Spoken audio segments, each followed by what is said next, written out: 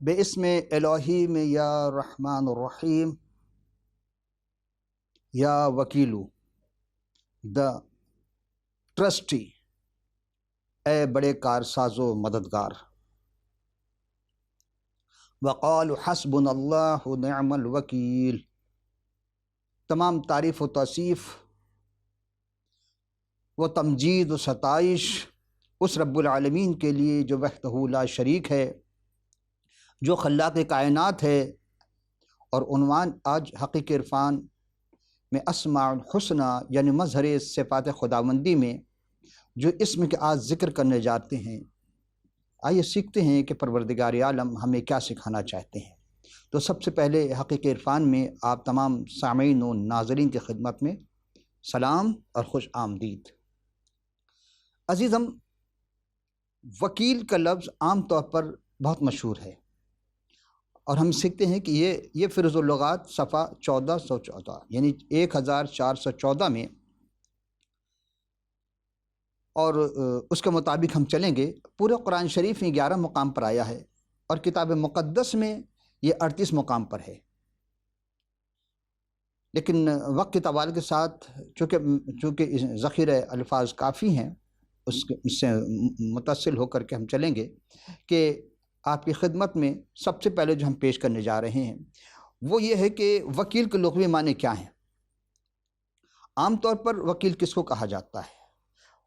عربی، فارسی اور اردو میں یہ لفظ مستعمل ہے، استعمال میں آتے ہیں۔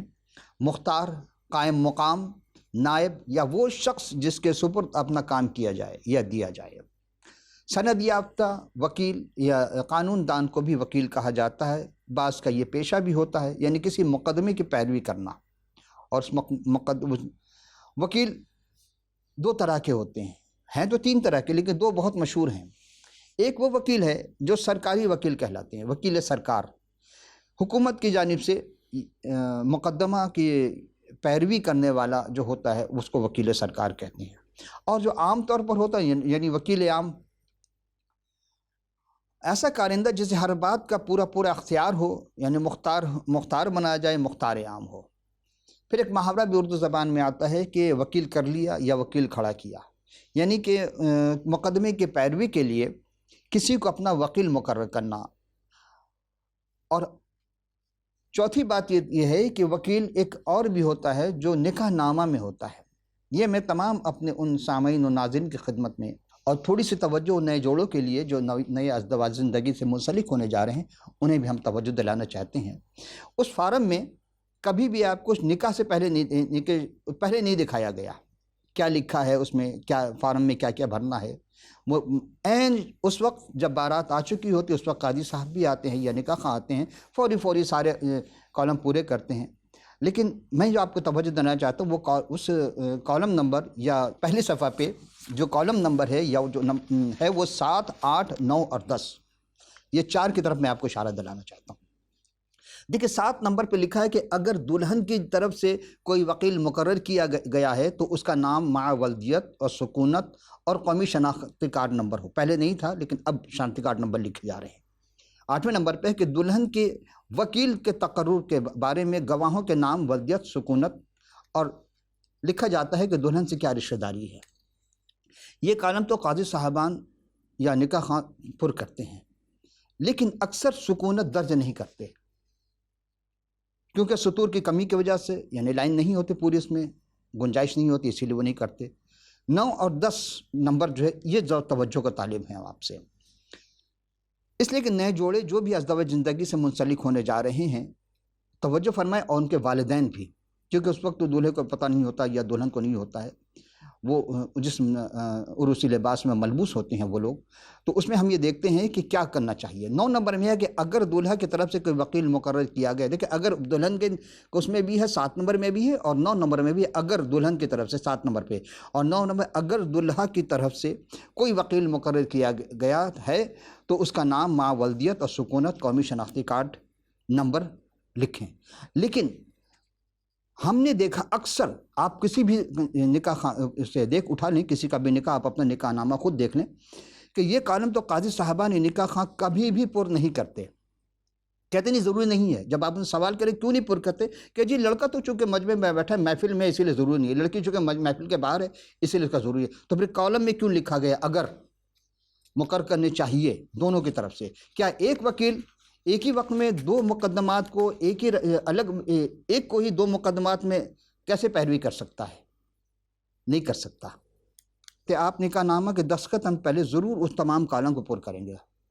اور 10ویں میں ہے کہ شادی کے گواہان کے نام ماں ولدیت سکونت, اس میں بھی یہ ہے کہ سکونت نہیں لکھی جاتی, بس نام لکھ دیے جاتے ہیں. اور دوسرے صفحے پر اس میں دستخط ہوتے ہیں سب کے. یہ پہلے صفحے پر کالم پر کیے جاتے ہیں. یہ فارم نمبر 2 کہلاتا ہے. یہ مسلم قوانین کے تحت خاندان کے لیے ہے.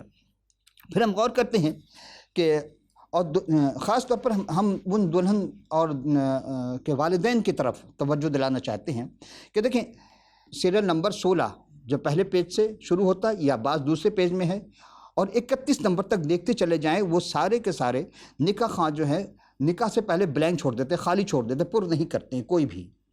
اور جب نکاح ہو جاتا ہے دستخط سب ہو جاتے ہیں, دعا کرنے کے بعد کھا پی کر کے قاضی صاحبان یا نکاح خواہ چلے جاتے ہیں. تو بعض نکاح خواہ ایسے ہیں کہ پرمٹ کسی اور کی ہوتی ہے, وہ پڑھانے کے لیے آ جاتے ہیں, ان میں کچھ پیسے مل جاتے ہیں ان کے. اور اصل جو نکاح رجسٹرار ہوتا ہے اس کے پاس وہ فارم جمع کرتے ہیں. اسی لیے دیکھیں گے ایک فارم پہ لکھتے ہیں اور باقی 4 فارم پہ سائن دیتے ہیں. باقی 4 فارم جو ہوتے ہیں وہ قاضی صاحب جو اصل ہے وہ خود پر کرتے ہیں. اور پھر چونکہ نکاح کی جو رقم دی جاتی ہے قاضی صاحبان کو معاوضتاً لیتے ہیں, جتنے بھی وہ لے لیں, وہ لڑکے کی طرف سے دی جاتی ہے. اور دستخط کرنے کے بعد وہ لڑکے کو لڑکی کے جتنے بھی حقوق ہوتے ہیں 16 سے لے کے 31 تک, سیریل نمبر شمار نمبر 16 سے لے کر 31 تک سب کو قلم زد کر دیتے ہیں, کاٹ دیتے ہیں اسے. یہ کوئی ضروری نہیں. جب آپ پوچھیں گے تو کہیں گے جی ہم کیا نکاح توڑوانا چاہتے ہو؟ کیا کوئی والدین ایسا کر سکتا ہے کہ نکاح کرنے کے بعد بیٹی کا نکاح توڑوائے؟ یہ کس نے اس قاضی صاحب کا حق دیا؟ صرف اس لیے کہ لڑکا والا پیسہ دیتا ہے, لڑکی والے پیسہ نہیں دیتے, اس لیے اس کو قلم زد کر دیتے ہیں. کتنے افسوس کی بات ہے.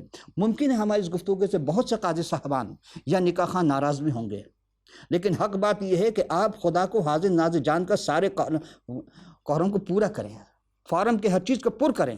آپ اپنی طرف سے قلم زد نہ کریں, بلینک چھوڑے گئے تو آپ کاٹنے والے کون ہوتے ہیں کہ جی لکھا نہیں گیا.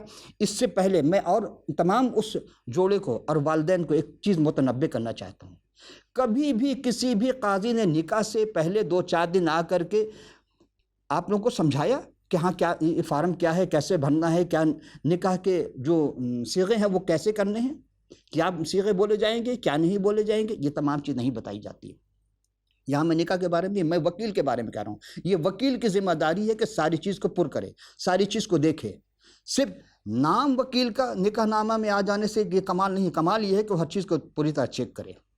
پھر ایک چیز میں اہل تشیع حضرات کی ہاں جو دیکھتا ہوں, وہ نکاح سے پہلے ہفتہ 10 دن پہلے جاتے ہیں دونوں گھرانے میں اور نکاح کے بارے میں گواہان کے وہ صیغہ کے بارے میں پوچھتے ہیں. خود دلہا دلہن سے صیغے کے بارے میں پوچھتے ہیں کہ اسے صحیح تلفظ کے ساتھ وہ یاد ہے ہی نہیں یاد ہے, اس کو رٹائے جاتے ہیں, یاد کرائے جاتے ہیں میننگ کے ساتھ.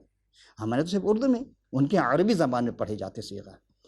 میں یہ نہیں کہہ رہا ہوں کہ آپ غلط کرتے ہیں صحیح کرتے ہیں, چونکہ ذمہ داری آپ کی ہے, نکاح کر دیا آپ نے, لیکن وہ حقوق ضبط نہ ہونے پائے. اور پھر اہل تشیع کے یہ بھی دیکھا گیا ہے کہ وہ نکاح کے جو حق مہر ہوتے ہیں وہ کچھ نہ کچھ لڑکی والوں کو دلاتے ہیں. یہاں کوئی پرواہ نہیں ہوتی ہے, قلم زد کر دیتے ہیں. خدا نخواستہ اگر لڑکی کے ساتھ کوئی حادثہ پیش آتا ہے, لڑکے والے تشدد کرتے ہیں, ظلم کرتے ہیں, تو لڑکی عدالت میں کوئی کلیم بھی نہیں کر سکتی. اس کے والدین کچھ کرنا چاہیں ہاتھ کاٹ دی جاتی ہیں قاضی صاحبان. ایسا کیوں کرتے ہو بھائی؟ کیا خدا کو جواب نہیں دو گے؟ کیا کوئی اور قاضی نہیں؟ تم آج خدا نے تمہیں قاضی بنایا, کل خدا خود قاضی ہوگا, پھر تم کیا کرو گے کہ تم نے کتنے گھر کو برباد کر دیا؟ کیوں اس کے حقوق کو ضبط کرتے ہو؟ سوچئے. ہم دعا کریں گے پروردگار عالم آپ کو اس ذمہ داری جو سونپی گئی ہے اللہ نے آپ کو, اس کو احسن طریقے سے نبھانے کی پوری استطاعت فرمائے. آمین. آئیے حضرت اب ہم چلتے ہیں ایک اور چیز کی جانب. عزیزان محترم, ہم کلام مقدس سے دیکھتے ہیں کہ یہ جو وکیل یا مددگار خدا نے استعمال کیا ہے, پیدائش کی کتاب 2 باب کے 18ویں آیت میں ہے, اور خداوند خدا نے کہا, کیا کہا؟ آدم کے لیے اکیلا رہنا اچھا نہیں, میں اس کے لیے ایک مددگار اس کے مانند بناؤں گا. وکیل کے معنی مددگار کے بھی ہے. وکیل وہی مدد کرے گا جو مدد کے قابل ہوتا ہے، ہر کوئی مدد کرنے کے لیے نہیں آ سکتا۔ تو خدا تعالیٰ نے سب جانوروں کو حضرت آدم اسلام کے روبرو لائے، اور اس لیے تاکہ دیکھتے ہیں کہ جناب آدم جو ہے ان کے کیا نام رکھتے ہیں۔ تو حضرت آدم اسلام نے جو نام جس جانوروں کے، ہوا کے پرندے ہو یا فضا کے پرندے ہو، یہ ہم پیدائش 2 سے باب کی 20ویں آیت میں دیکھتے ہیں، اور آدم نے کل چاپائوں اور ہوا کے پرندوں اور کل دستی جانوروں کے نام رکھے، پر آدم کے لیے کوئی مددگار اس کے مانند نہ ملا۔ یعنی حضرت آدم اسلام کو اپنے جیسا کوئی مددگار ملنا چاہیے، وہ نہیں نظر آیا۔ تو پھر مددگار کا ہونا، وکیل جو ہوتا ہے مددگار ہوتا ہے، خاندان میں بھی لوگ ایک دوسرے کے مددگار ہوتے ہیں، اور مدد ہی کے ذریعے ایک دوسرے کی زندگی کو ہم رواں دواں رکھتے ہیں، خوشحال مناتے ہیں۔ مدد خدا کی طرف سے ہوتی ہے، لیکن کرنے والے انسان ہوتے ہیں۔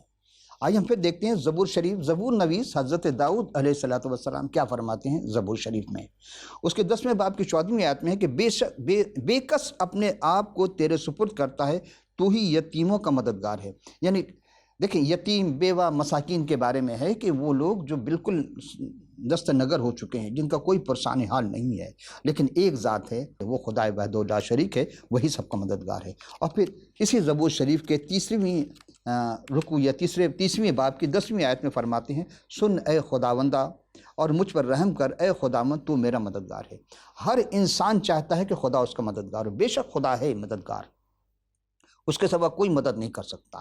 خدا بھی کسی نہ کسی انسان کو مدد کے لیے بھیجے گا، اس کے دل میں رحم ڈالے گا، لیکن جو ظالم ہے اس کو، وہ جس لیے کہا گیا ظالم سے بھی کوئی بچاؤ، ظالم کی مدد کرو، یعنی اس کو ظلم کرنے سے روکو، اور مظلوم کی مدد کرو کہ اس پر ظلم نہ ہونے پائے۔ لیکن اکثر دیکھا گیا ہے کہ یتیم، بیوہ، مساکین، مفلوق الحال لوگوں کے ساتھ ظلم و تشدد ہوتا ہے، لیکن ایک وقت آتا ہے کہ وہ ظلم خدا ان کو ظالموں کو ختم کر دیتا ہے۔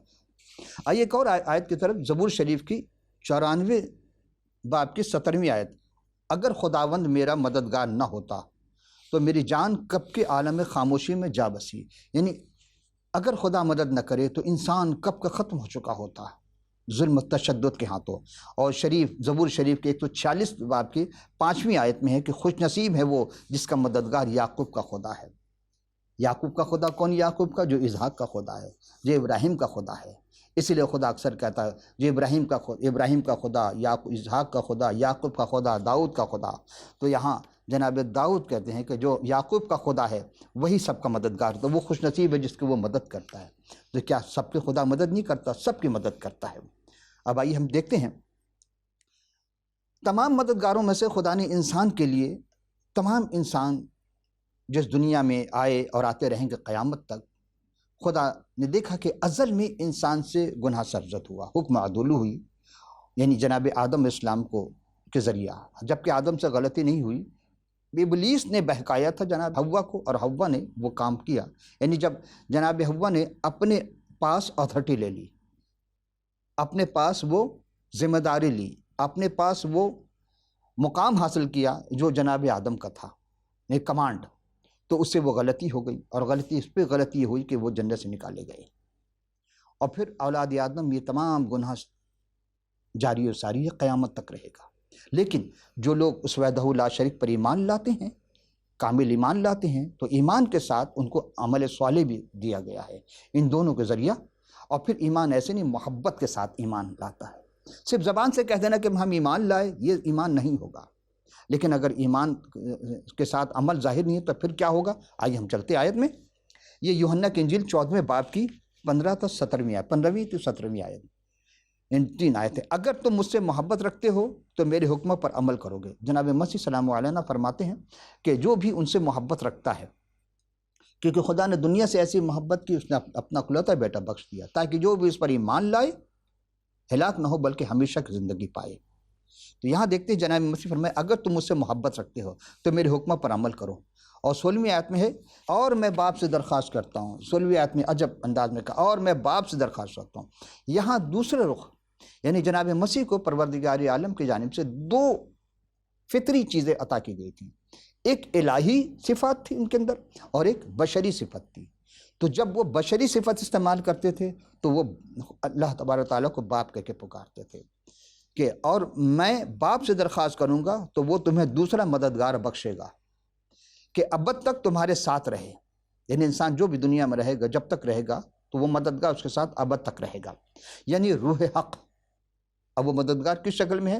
روح حق کی شکل میں ہوگا، روح القدس کی شکل میں ہوگا، جسے دنیا حاصل کر نہیں سکتی. یعنی دنیا دار جو ہیں اس روح الحق کو بالکل حاصل نہیں کر سکتے. یہ کیا بات ہو گئی؟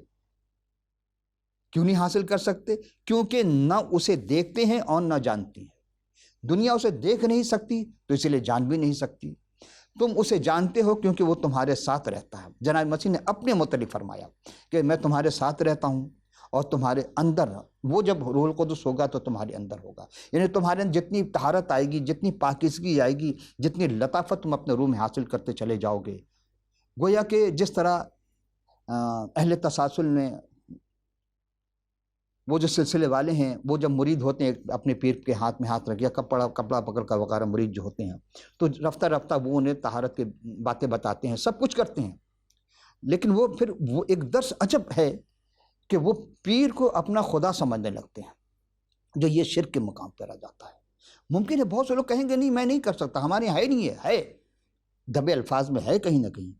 پھر وہ کیا کہتے ہیں جی یہ تو یہ شخص اتنا آگے چلا گیا ہے کہ یہ فنا فی مرشد ہو گیا ہے، پھر فنا فی رسول ہو گیا، پھر فنا فی اللہ ہو گیا، بقا باللہ ہو گیا. یہ ساری باتیں ہوتی ہیں، لیکن عزیزو فنا فی اللہ بقا باللہ کی منزل وہی ہے، وہی عطا کرتا جو بقا کی منزل پر ہو، جو فنا کے بعد بقا کی منزل پر آیا ہو. اور ایک ہی ہستی وہ جناب مسیح السلام علیہ ہے.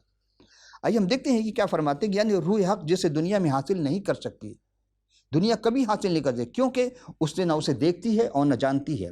تم جانتے ہو کیونکہ وہ تمہارے ساتھ رہتا ہے اور تمہارے اندر ہوگا. پھر آئیے ہم چلتے ہیں یوحنا 16 باب کی 4 سے 7 آیت کی جانب. اور میں نے شروع میں تم سے یہ بات اس لیے نہیں کی. اب جناب مسیح کا وقت آ گیا. کیوں آئے جناب مسیح؟ اس لیے تاکہ گناہ گاروں کو اس کے گناہ سے معافی دلانے کے لیے. کسی کو حق نہیں تھا، پروردگار نے حق اختیار دیے نہیں کہ گناہ کو معاف کرے، لیکن جناب مسیح کے پاس یہ اختیار تھا کہ آپ گناہ کو معاف کرتے تھے. آپ نے اکثر ہماری گفتگو میں اسماء الحسنی میں سن چکے ہیں کہ جتنے لوگ ایمان لائے تو آپ کہتے جا تیری ایمان نے تجھے شفا بخشی اور تیرے گناہ معاف ہوئے. گناہ یہی باتیں یہودی اس وقت کے فقیہ فریسی حیران رہ جاتے، دل میں کہتے تھے کہ یہ کون ہوتا گناہ کو معاف کرنے والا ہے. لیکن آپ نے کہا کہ نہیں، یہ کہنا آسان ہے کہ گناہ معاف ہو، یا یہ کہنا آسان ہے کہ اٹھ اور اپنی چارپائی لے کر چل. معجزہ ہی کافی نہیں، معجزہ اپنی جگہ، لیکن اصل بات یہ تھی کہ گناہ سے نجات دلانا، ابلیسی حملوں سے نجات دلانا یہ کوئی نہیں کر سکتا تھا، یہ سوائے مسیح سلام علیہ کے. آج بھی جو لوگ توبہ کرتے ہیں اور جناب مسیح کو قبول کرتے ہیں تو روح القدس اس کے ساتھ ہوتی ہے، روح القدس کے سہارے وہ چلتے ہیں.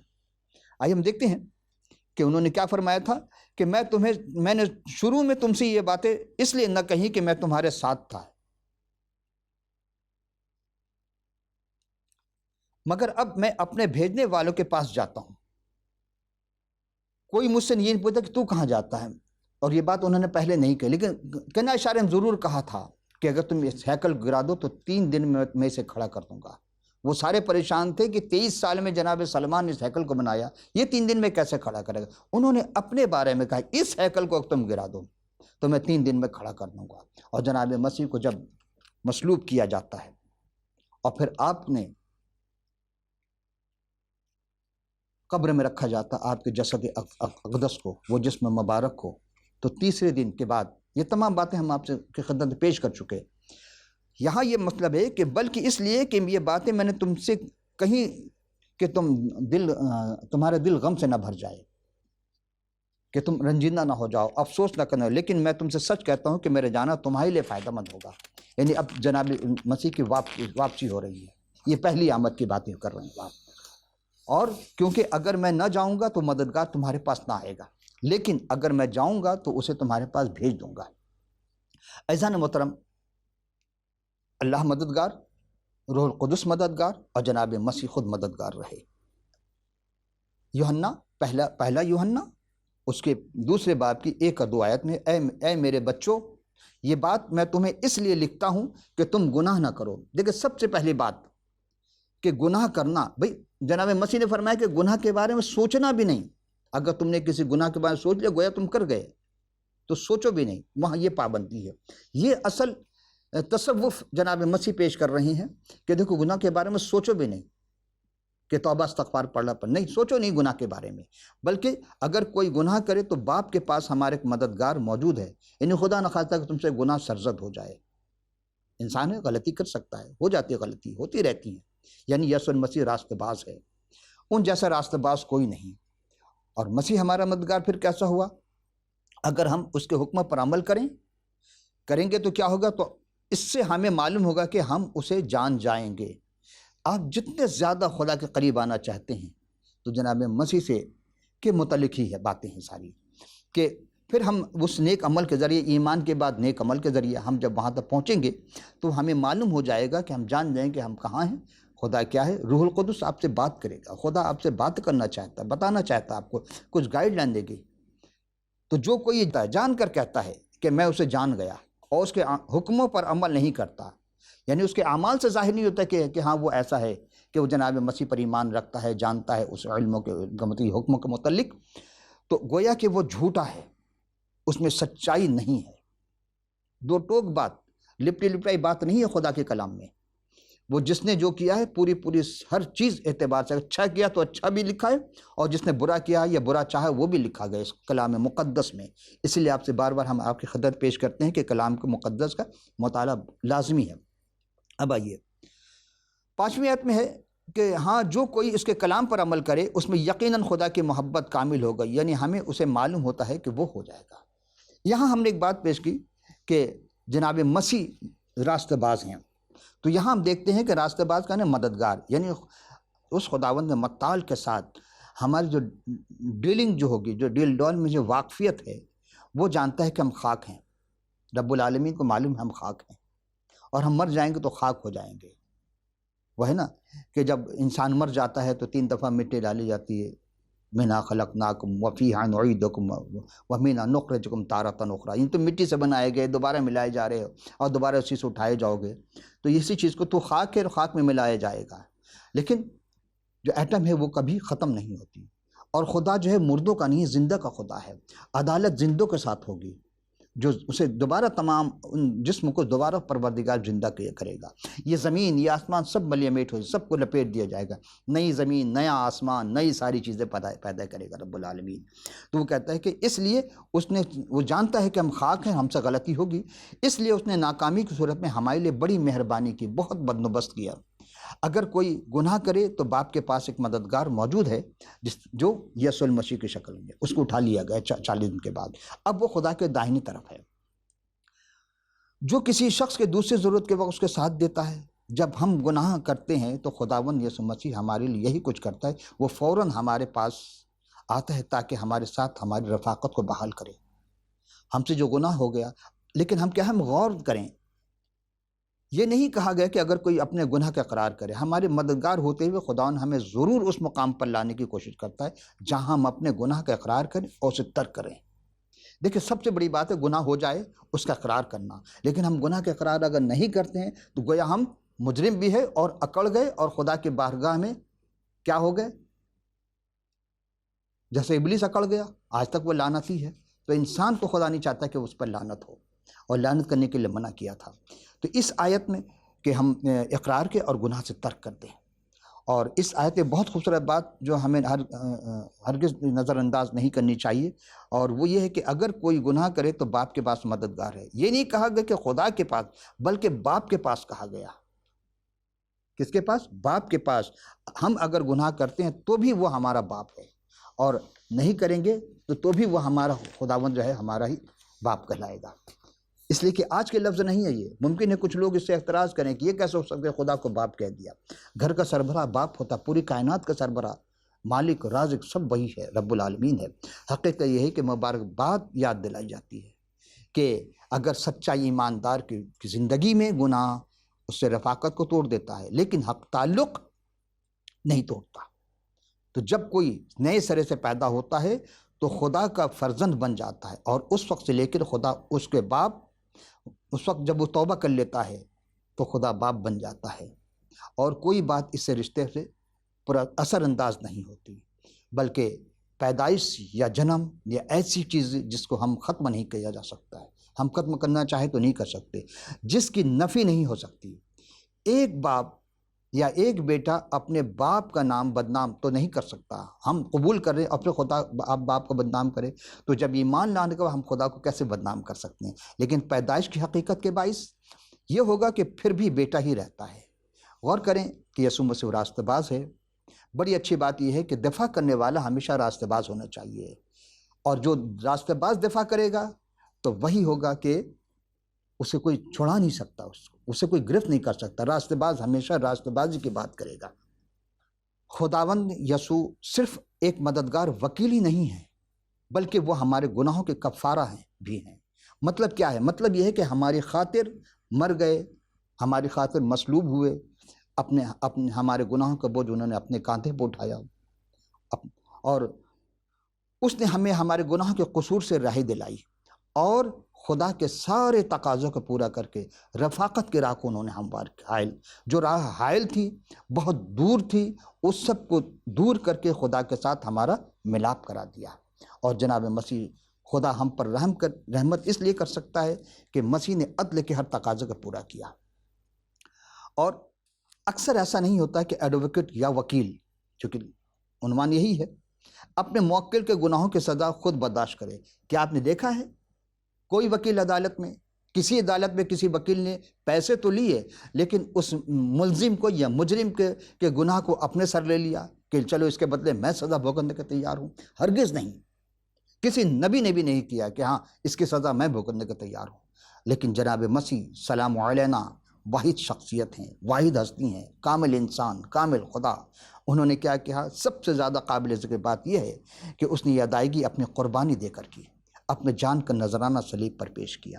اور آج بھی کہ صرف ہمارے گناہوں کے لیے نہیں بلکہ تمام دنیا کے گناہوں کے لیے آپ نے اپنا جان کا نذرانہ پیش کیا، اور آج بھی کہتے ہیں کہ اے دنیا کے لوگوں، تم گناہوں کے بوجھ سے دب چکے ہو، تھک ماند گئے ہو، آ جاؤ ہمارے پاس، میرے ہاتھ اب بھی کھلے ہیں، ہم تمہیں ویلکم کریں گے، مبارکباد کہیں گے، تمہارا گناہ کا بوجھ بہت بھاری ہے، میرے اوپر ڈال دو، اور میرا جو ہلکا اسے لے لو۔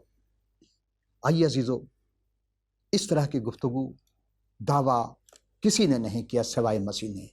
تو کل بھی مسیح ہمارے وکیل تھے، آج بھی ہمارے مسیح ہمارے وکیل ہیں، اور جب قرب قیامت جب دنیا میں دوبارہ تشریف لائیں گے اپنے فرشتوں کے ساتھ، جلوہ افروز ہوں گے، حویدہ ہوں گے، تو اس وقت بھی وہ یہی چاہیں گے کہ لوگ جو ان کے ماننے والے ہیں ان کے وہ وکیل بنیں گے، اور ہیں وکیل وہ، جس طرح ہم نے کہا کہ وہ صرف ہمارے لیے نہیں بلکہ پوری دنیا کے لیے وکالت کر سکتے ہیں، لیکن شرط یہی ہے کہ ان پر ایمان لایا جائے۔